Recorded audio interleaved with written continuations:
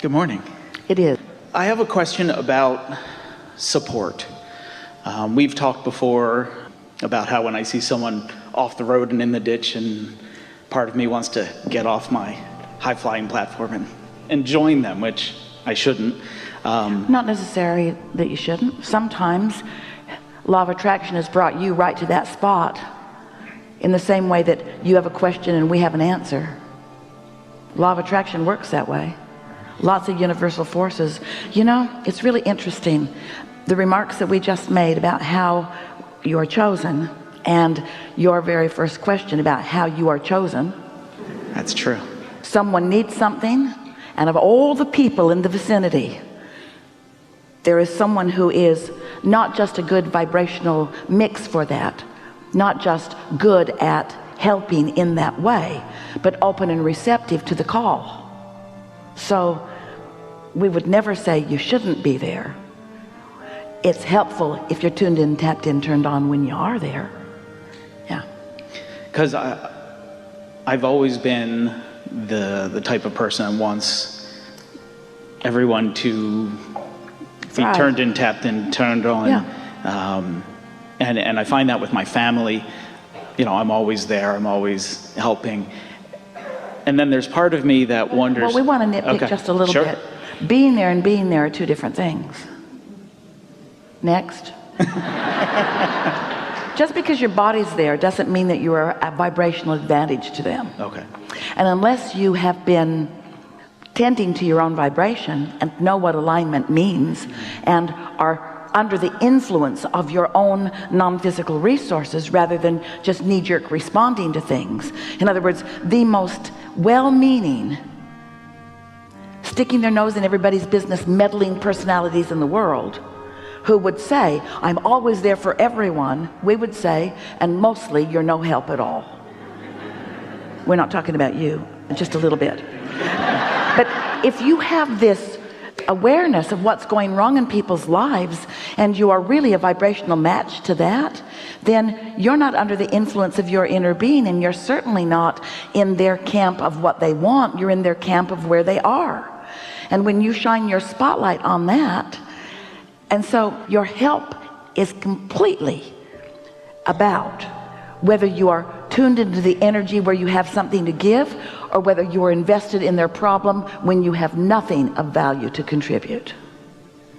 Really important distinction. Really, yeah.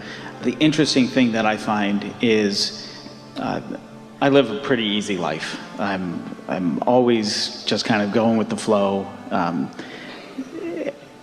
you see that as a good thing? I definitely see that as a good thing.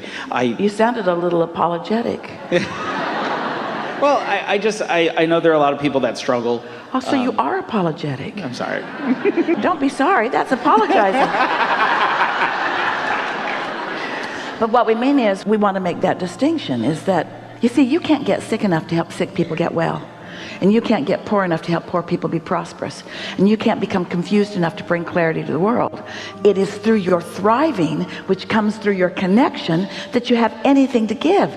And yet there are a lot of people who are so aware of how they're seen by others that they feel embarrassed when they thrive because they can't be the mechanism that causes others to thrive. Not necessarily right now, this red hot minute, but it is through your thriving that you give them the opportunity to know that thriving is possible. And it's through your thriving that you practice being connected to the source energy, the energy that creates worlds, which you can flow in the direction of anyone.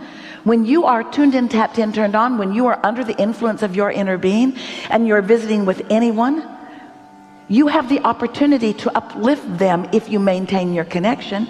Jesus and many other healers did it by maintaining their vibrational alignment and not seeing the illness, knowing the wellness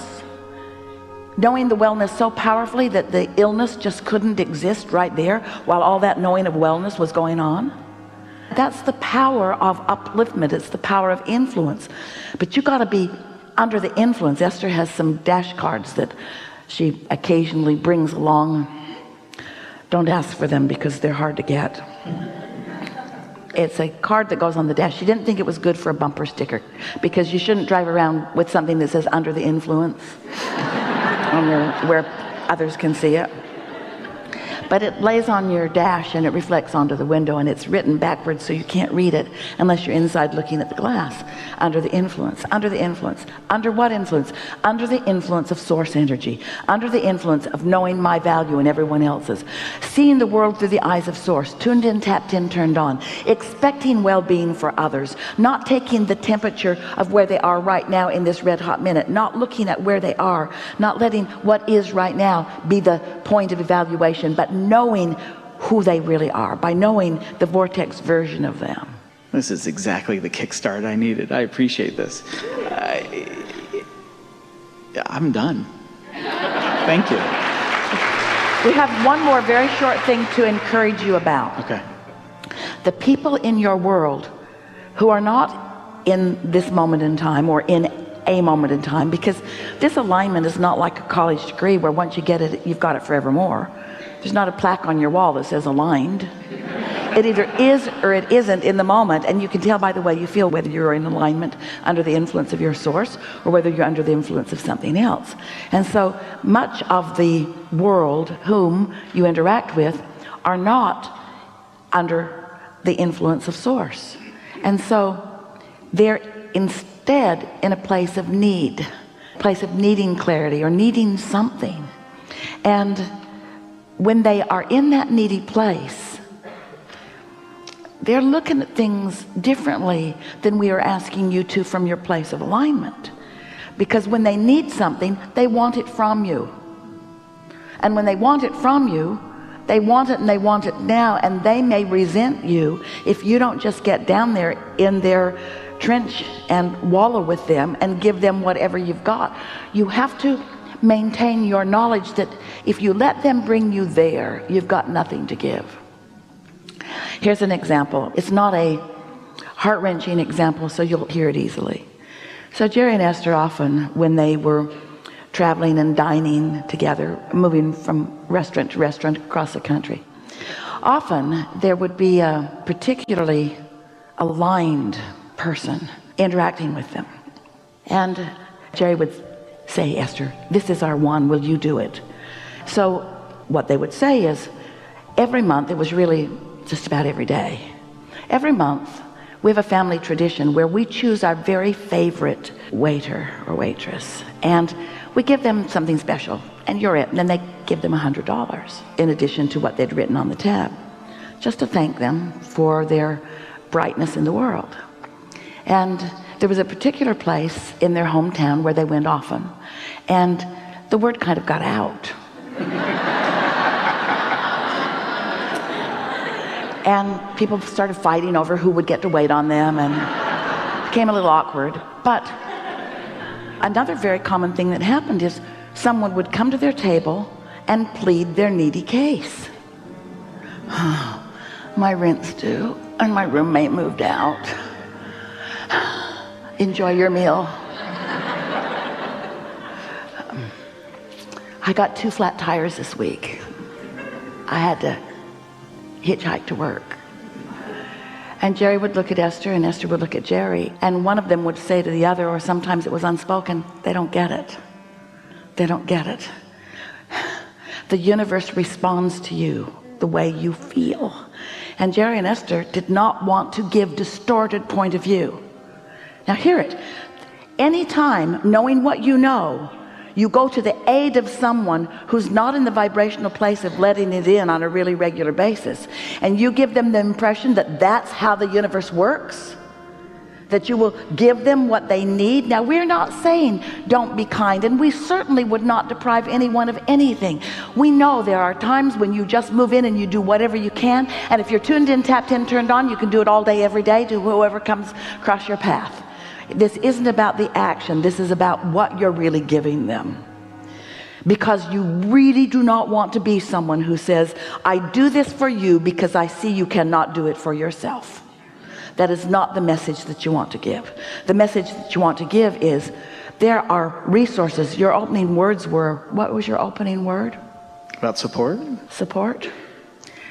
There is universal, non-physical support beyond our ability to put it into words. And every single person has direct access to that, and no one needs someone to act as a passer-oner of it.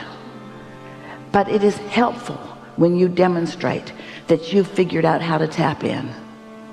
And that really is the way that you can be of greatest value to the world. Or give somebody whatever it is they're begging for. Here's $100, here's $500, go get your tires.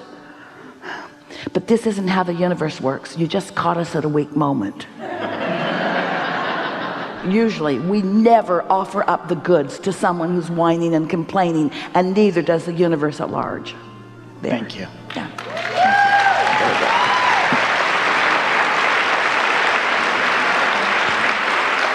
There you go. And we're off. Right here.